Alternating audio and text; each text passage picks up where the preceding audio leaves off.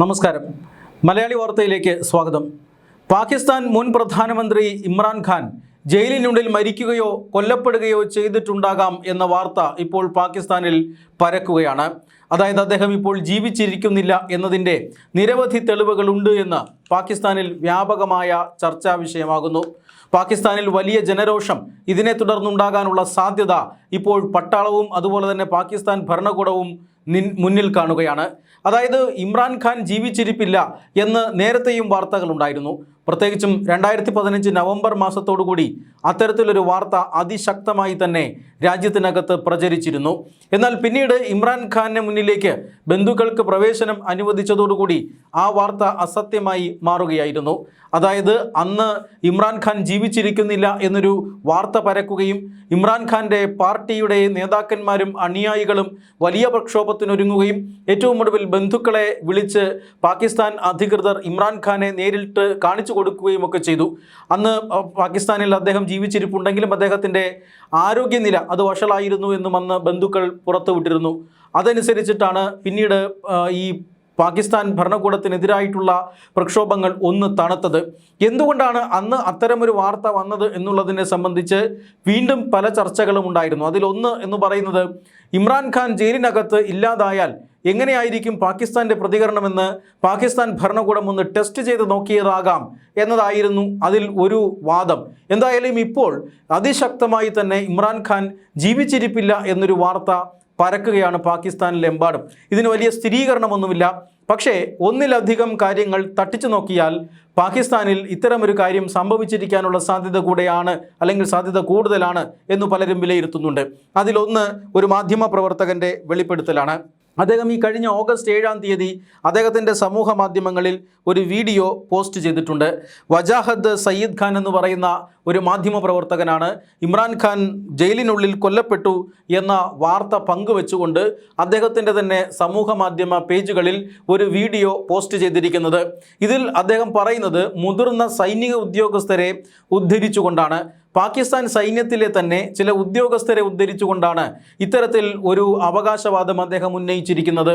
അതായത് പാകിസ്ഥാൻ സൈനികരുടെ ഇടയിൽ തന്നെ ഇങ്ങനെയുള്ള ചർച്ചകൾ നടക്കുന്നു എന്ന വിവരമാണ് ഈ മാധ്യമ പ്രവർത്തകൻ പുറത്തുവിട്ടത്. ഈ മാധ്യമ പ്രവർത്തകൻ ഉദ്ധരിച്ച സൈനിക ഉദ്യോഗസ്ഥർ നേരിട്ട് പാകിസ്ഥാൻ്റെ മുൻ പ്രധാനമന്ത്രി ഈ ഇമ്രാൻഖാൻ കൊല്ലപ്പെട്ടതായോ അല്ലെങ്കിൽ അദ്ദേഹത്തിൻ്റെ ബോഡിയോ ഒന്നും തന്നെ കണ്ടിട്ടില്ല. പക്ഷേ സേനയ്ക്കകത്ത് ഇങ്ങനെയുള്ള പല ചർച്ചകളും നടക്കുന്നു. അതീവ രഹസ്യമായി സേനയുടെ ആഭ്യന്തര കാര്യമായി ഇങ്ങനെയുള്ള പല ചർച്ചകളും നടക്കുന്നുവെന്ന് ആണ് ഈ ഉദ്യോഗസ്ഥർ ഈ പറയുന്ന മാധ്യമ പ്രവർത്തകനോട് പറയുന്നത്. ഇമ്രാൻഖാൻ കൊല്ലപ്പെട്ടുവെന്നും ഇമ്രാൻഖാൻ ജീവിച്ചിരിപ്പില്ല എന്നും ഏകാന്ത തടവിലായിരുന്ന അദ്ദേഹം എങ്ങനെയോ മരിച്ചു എന്നുമൊക്കെയാണ് സേനയ്ക്കകത്ത് ചില ചർച്ചകൾ നടക്കുന്നത് എന്നാണ് ഈ മാധ്യമ പ്രവർത്തകന് ചോർന്നു കിട്ടിയ വിവരം. അതിൻ്റെ അടിസ്ഥാനത്തിലാണ് അദ്ദേഹത്തിൻ്റെ സമൂഹ മാധ്യമ പേജുകളിൽ തന്നെ അങ്ങനെ ഒരു വാർത്ത കൊടുത്തത്. അദ്ദേഹത്തിൻ്റെ ഈ വാർത്തയെ സാധൂകരിക്കുന്ന രീതിയിൽ മറ്റ് രണ്ട് ഘടകങ്ങളുമുണ്ട്. അതിലൊന്ന് എന്ന് പറയുന്നത് വീണ്ടും കുടുംബാംഗങ്ങൾക്ക് സന്ദർശനാനുമതി നിഷേധിച്ചിരിക്കുന്നു എന്നുള്ളതാണ്. ഇമ്രാൻഖാനും ഇമ്രാൻഖാൻ്റെ ഭാര്യയും ജയിലിനുള്ളിലാണ്. ഒരേ കുറ്റമാണ് ഇവർക്ക് രണ്ടുപേർക്കും എതിരെയുള്ളത്. അതുകൊണ്ട് തന്നെ ഇമ്രാൻഖാൻ്റെ മറ്റു ബന്ധുക്കളെ, ഇമ്രാൻഖാനെയോ ഭാര്യയെയോ കാണാൻ ഇവർ അനുവദിക്കുന്നില്ല, അധികൃതർ അനുവദിക്കുന്നില്ല.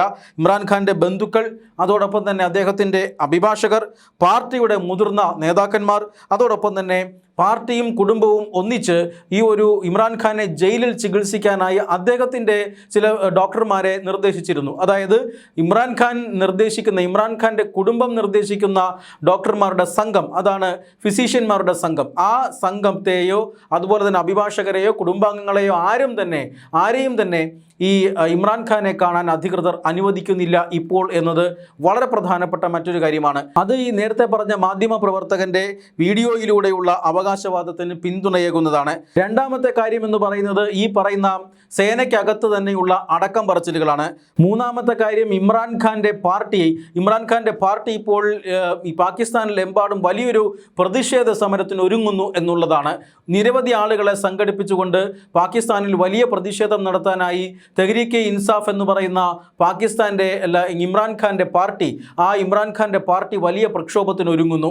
ഈ മൂന്ന് ഘടകങ്ങളും ഒരുമിച്ച് പരിശോധിച്ചാൽ ഇമ്രാൻഖാൻ്റെ ജീവിതം അല്ലെങ്കിൽ ഇമ്രാൻഖാൻ്റെ ജീവൻ അത്ര സുരക്ഷിതമല്ല. അദ്ദേഹം ഒരുപക്ഷെ ജയിലിനുള്ളിൽ കൊല്ലപ്പെട്ടിരിക്കാനോ മരിച്ചു പോകാനോ ഉള്ള സാധ്യതയുണ്ട് എന്നാണ് സൂചിപ്പിക്കുന്നത്. 2025 നവംബറിൽ പടർന്നു പിടിച്ചതുപോലെയുള്ള വാർത്തയല്ല, ചില സുപ്രധാനമായ സൂചനകൾ കൂടി ഈ വാർത്തയ്ക്കൊപ്പം പുറത്തു വരുന്നുണ്ട് എന്നുള്ളതാണ്. തൽക്കാലം എന്തായാലും ഈ അധികൃതർ ഇതിനെക്കുറിച്ചുള്ള വാർത്തകളൊന്നും തന്നെ പുറത്തുവിടുന്നില്ല. പക്ഷേ അവർക്ക് ഭയമുണ്ട്. പാകിസ്ഥാൻ്റെ സൈനിക നേതൃത്വത്തിനും അതുപോലെ തന്നെ പാകിസ്ഥാൻ്റെ ഭരണ നേതൃത്വത്തിനുമെല്ലാം ഇതിനെക്കുറിച്ച് ഭയമുണ്ട്. ഏതാനും മാസങ്ങൾക്ക് മുമ്പാണ് അസിം മുനീറിന് ഫീൽഡ് മാർഷൽ എന്ന രീതിയിലേക്ക് പാകിസ്ഥാൻ ഉദ്യോഗ കയറ്റം നൽകിയത്.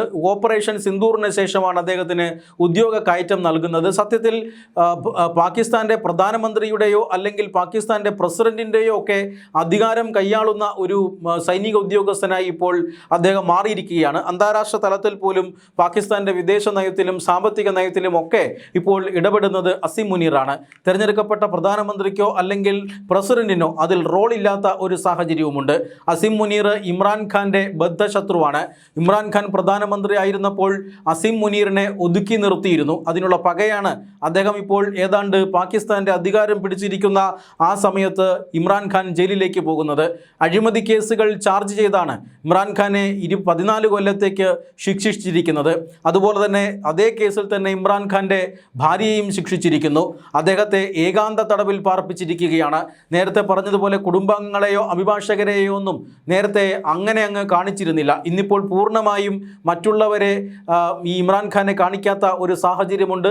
ഇമ്രാൻഖാൻ എവിടെയാണ്, ഏത് ജയിലിലാണ്, ഇപ്പോൾ അദ്ദേഹത്തിൻ്റെ അവസ്ഥ എന്താണ് എന്നൊന്നും ഇപ്പോൾ പുറം ലോകത്തിന് അറിയാത്ത സാഹചര്യമുണ്ട്.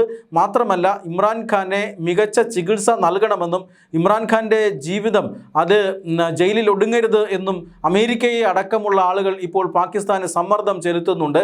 അന്താരാഷ്ട്ര സമ്മർദ്ദം ഏറി വരുന്ന സാഹചര്യം കൂടിയാണ്. അതുകൊണ്ട് തന്നെ ഇമ്രാൻഖാനെ ജയിലിന് അകത്ത് വച്ച് തീർത്താൽ തീർച്ചയായും അതിനുള്ള ഗുണം ഇപ്പോഴത്തെ പട്ടാള മേധാവിക്കും അതുപോലെ തന്നെ പ്രധാനമന്ത്രിക്കും ഒക്കെയാണ്. അങ്ങനെ എന്തെങ്കിലും കാര്യങ്ങൾ നടന്നിട്ടുണ്ടോ എന്നതാണ് ഏറ്റവും പ്രധാനപ്പെട്ട കാര്യം. പിന്തുണ പിൻവലിച്ചുകൊണ്ട് ഇമ്രാൻഖാൻ്റെ പാർട്ടിയെ അല്ലെങ്കിൽ ഇമ്രാൻഖാൻ്റെ ഈ സർക്കാർ പദവിയിൽ നിന്നും അല്ലെങ്കിൽ അധികാരത്തിൽ നിന്നും പുറത്താക്കുകയാണ് അന്നത്തെ പാർട്ടികൾ ചെയ്തിരുന്നത്. അതോടൊപ്പം തന്നെ അതിന് സൈന്യത്തിൻ്റെ പിന്തുണയുണ്ടായിരുന്നു എന്ന് പറയപ്പെടുന്നു. പിന്നീട് പാകിസ്ഥാനിൽ തെരഞ്ഞെടുപ്പ് അട്ടിമറിക്കപ്പെടുന്നതാണ് നമ്മൾ കണ്ടത്. ഏറ്റവും അധികം ഭൂരിപക്ഷമുള്ള പാർട്ടിയായി ഇമ്രാൻഖാൻ്റെ പാർട്ടി മാറിയിരുന്നു. ഇമ്രാൻഖാൻ്റെ പാർട്ടിയെ തെരഞ്ഞെടുപ്പിന് തൊട്ട് മുമ്പ് അവിടുത്തെ തെരഞ്ഞെടുപ്പ് കമ്മീഷൻ നിരോധിക്കുന്ന സാഹചര്യമുണ്ടായി. നിരോധനത്തിന് ശേഷവും ഇമ്രാൻഖാൻ്റെ പാർട്ടിയിലെ അണികളെല്ലാം സ്വതന്ത്ര ചിഹ്നത്തിലാണ് മത്സരിച്ചത്. എന്നിട്ട് പോലും ഇമ്രാൻഖാന് പ്രചരണത്തിനിറങ്ങാൻ സാധിച്ചിരുന്നില്ല. എന്നിട്ട് പോലും ഏറ്റവും കൂടുതൽ സീറ്റ് കിട്ടിയത് ഇമ്രാൻഖാൻ്റെ പാർട്ടിക്കായിരുന്നു. പക്ഷേ ആ ജനവിധി അട്ടിമറിച്ചുകൊണ്ടാണ് മറ്റ് 2 പ്രതിപക്ഷ കക്ഷികളും ചേർന്ന് പാകിസ്ഥാനിൽ ഒരു സർക്കാർ ഉണ്ടാക്കിയിരിക്കുന്നത്. അതുകൊണ്ട് തന്നെ പാകിസ്ഥാനിൽ തിരഞ്ഞെടുപ്പും ജനവിധിയും അട്ടിമറിക്കപ്പെട്ടു. അങ്ങനെ അട്ടിമറിച്ചുകൊണ്ടാണ് ഇമ്രാൻഖാനെ ജയിലിലടച്ചത്. തീർച്ചയായും ഈ സാഹചര്യത്തിൽ പാകിസ്ഥാനിൽ വലിയ സാമ്പത്തിക പ്രതിസന്ധി നേരിടുന്നുണ്ട്. ഇന്ത്യയുമായിട്ടുള്ള യുദ്ധത്തിൽ 8 നിലയിൽ പൊട്ടി. മാത്രമല്ല പാകിസ്ഥാനിൽ ഇന്ത്യ വിരുദ്ധനായ തീവ്രവാദികളെയെല്ലാം അജ്ഞാതർ വെടിവെച്ച് കൊല്ലുന്നു. പാകിസ്ഥാൻ്റെ ഭരണപരമായ പ്രതിസന്ധി, സാമ്പത്തിക പ്രതിസന്ധി ഇതെല്ലാം വർദ്ധിക്കുകയാണ്. ഈ സാഹചര്യത്തിൽ ജനരോഷമുണ്ടാകാനുള്ള എല്ലാ സാധ്യതയും പാകിസ്ഥാനിലുണ്ട്.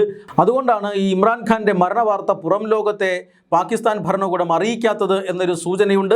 എന്തായാലും പാകിസ്ഥാനെ സംബന്ധിച്ചിടത്തോളം ഇമ്രാൻഖാൻ ജയിലിന് പുറത്തേക്ക് വന്നാൽ അത് തീർച്ചയായും സർക്കാർ വിരുദ്ധ പ്രക്ഷോഭത്തെ ഇമ്രാൻഖാൻ ആകർഷിക്കുമെന്ന കാര്യത്തിൽ തർക്കമൊന്നുമില്ല. സർക്കാർ വിരുദ്ധ പ്രക്ഷോഭത്തെ നയിക്കാൻ ഇമ്രാൻഖാൻ ഉണ്ടാകും. അതുകൊണ്ട് തന്നെ സർക്കാരും ഭരണകൂടവും എല്ലാം താഴേക്ക് പോകാനുള്ള എല്ലാ സാധ്യതയും ഉണ്ട്. അതുകൊണ്ടാണ് ഇമ്രാൻഖാനെ ജയിലിനകത്ത് വെച്ച് ഇല്ലാതാക്കാനുള്ള സാധ്യതയുണ്ട് എന്ന് പലരും വിശകലനം ചെയ്തത്. ഇപ്പോൾ ഈ വാർത്തകൾ ഇങ്ങനെ പുറത്തു വരുമ്പോൾ അത് സത്യമായാൽ തീർച്ചയായും ഇതിനു പിന്നിൽ ഭരണകൂട ഭീകരതയുണ്ടാകും എന്നുറപ്പാണ്.